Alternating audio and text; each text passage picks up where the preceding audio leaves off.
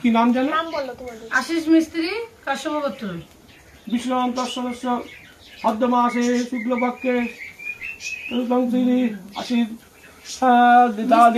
দেব সমলং কাশ্যপগোত্রস্য গণসাধিন দেবতা পূজা পূর্বক শ্রী শ্রী গণেশায় হোম কর্মান করিষ্যামি।